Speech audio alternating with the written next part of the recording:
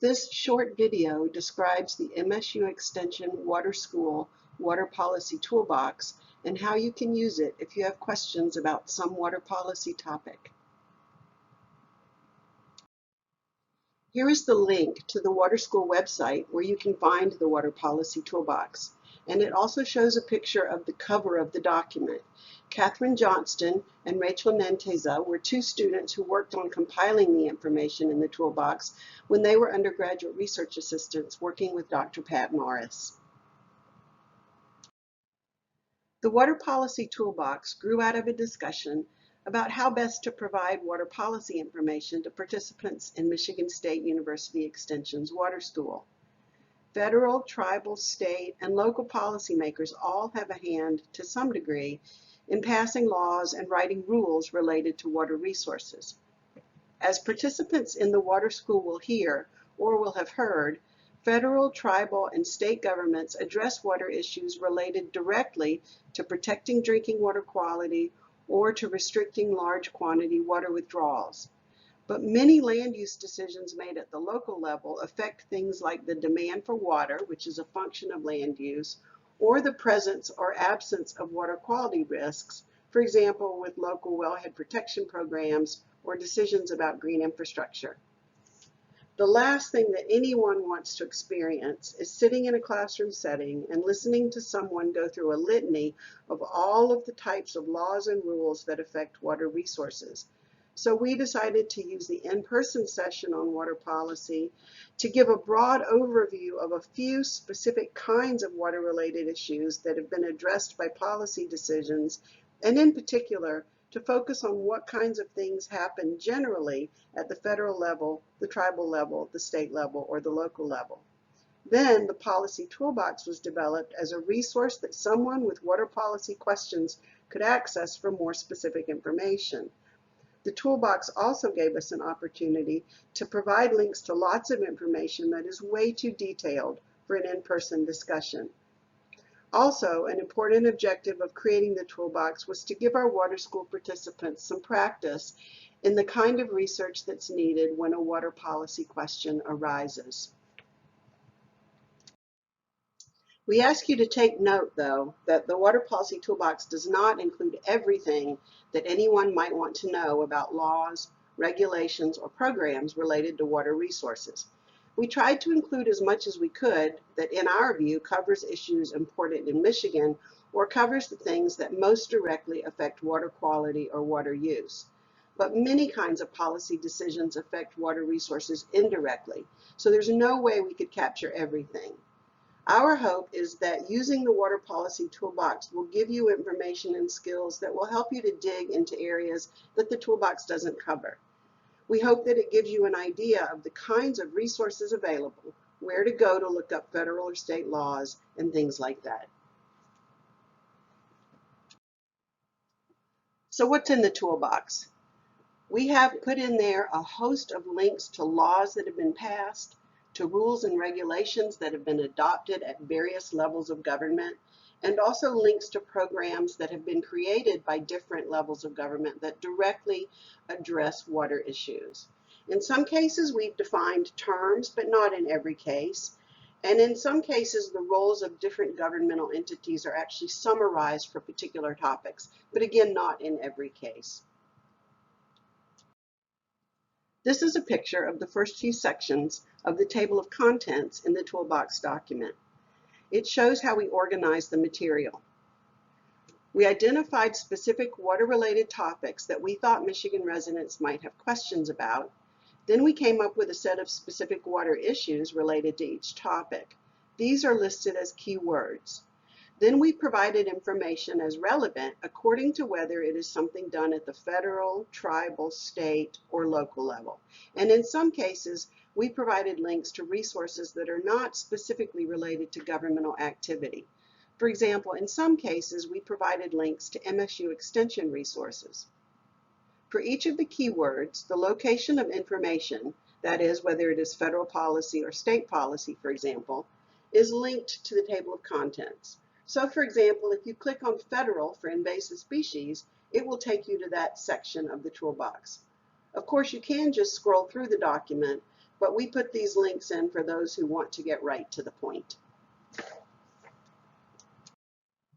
Okay, so let's look at a few examples of the ways that we envision you might use the toolbox to help you research some sort of water policy issue. For the first example, assume that you're a member of your local planning commission and your community recently experienced flooding after a heavy rain. You want to know exactly what areas in your community are vulnerable to flooding in the event of a heavy rainstorm, because that seems important when it comes to land use planning and decisions about zoning. So you go first to the stormwater topic, and you will see there that flooding and floodplains are key words. In this case, you aren't really sure who has information available that will help you know what areas are vulnerable to flooding. So let's start at the top. What does the federal government do? If you click on Federal in the table of contents for flooding and floodplains, it takes you to this. And the second link here is to the Federal Emergency Management Agency online floodplain mapping system.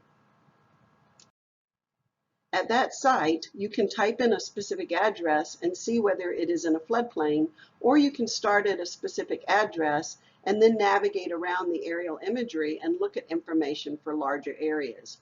Here, I went to my personal address in East Lansing, but then I navigated around until I found the Frandor Shopping Center in Lansing, and this is what I found. Now, I don't actually know much about how to read floodplain maps, but fortunately at the mapping site there is a frequently asked questions section. And when I went there and clicked on general information, this is what I found. An important point here is this. We cannot put everything into the water policy toolbox. Our goal was to provide links and resources to get you started. We can send you to the website about floodplain maps, and FEMA provides additional links and options to help you navigate through this information. For the second example, assume you're a concerned citizen who has questions about how drinking water safety is protected in your community. In this case, your question is, who's minding the store? That is, who inspects and monitors public water supply systems? You can see from the table of contents that federal, tribal, and state entities must be involved. This is one of several areas of water policy where there are specific tribal responsibilities. Perhaps you didn't know this. Let's see what information the toolbox provides about the role of tribal governments in this situation. If you click on the tribal link in the table of contents, here is what you will see in the toolbox. Like states, tribes can take responsibility for public water systems so long as they meet the federal requirements under the Safe Drinking Water Act.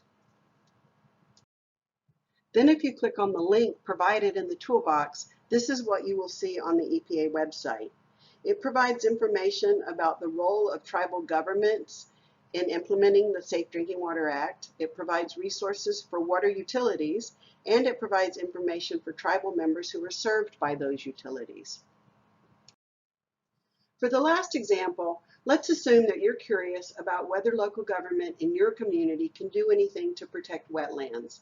You suspect that there are federal and state policies about wetlands, and there are, as this table of contents shows, but as you watch development in your community, you're curious about whether local residents have a say. If you click on Local in the table of contents, this is what you'll see. This answers the question about whether local governments have a say in wetland protection. But if you're curious about what the state statute says, how does this help? The toolbox includes a list of acronyms at the beginning, and it will tell you that MCL stands for Michigan Compiled Laws. What if you want to know what the law says? This link to the website that provides access to all Michigan law is located in the final section of the toolbox titled General Water Policy Information. And here is a quick bonus tip on using the Michigan Legislature website. This is the top part of the web page you will see at that link. You can search Michigan's laws either by the section number or by using a keyword. In this case, we know the section number, so it goes here. So here is where you can read about local government authorities and responsibilities for wetland protection. And one more bit of information. See the language in red at the top that says the section is repealed? Now that's confusing. What it means is this. States are able to develop their own wetland protection programs and pass implementing laws if they meet the guidelines set up under federal law. This is how Michigan handled the situation. In the Michigan statute, there is a statement that says, in effect, this whole law is null and void in the event that the US EPA at any point decides Michigan's program no longer meets federal rules, or if federal law were to actually change. This is a matter of convenience for Michigan's legislature. Where state authorities are bounded in some way by federal law, there's always a chance that something in Michigan law will no longer be valid if something changes at the federal level. So one way to protect against having to always go back and respond to changes in federal law is to put this kind of statement into laws passed in Michigan. This kind of decision applies in many areas beyond just wetlands or even beyond water. But environmental policy is a major area in which states' abilities to regulate are bounded by what federal law allows. Of course, that's a whole different policy discussion and well beyond the goal of the Water Policy Toolbox that covers only a small part of environmental policy in Michigan. Here's a quick look at the full table of contents for the Water Policy Toolbox. Again, as I noted up front, the toolbox is not exhaustive.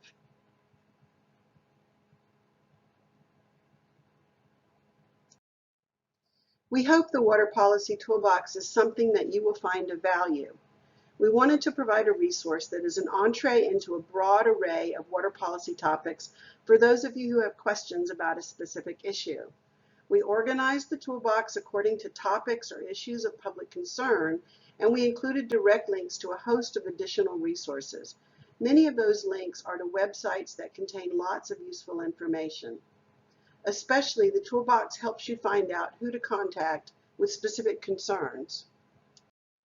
If you have questions about the Water Policy Toolbox or questions about MSU Extension's Water School, you can email them to this address, which is monitored by the Water School team and the Extension Public Policy team. Members of both teams hope that you will find this resource to be valuable.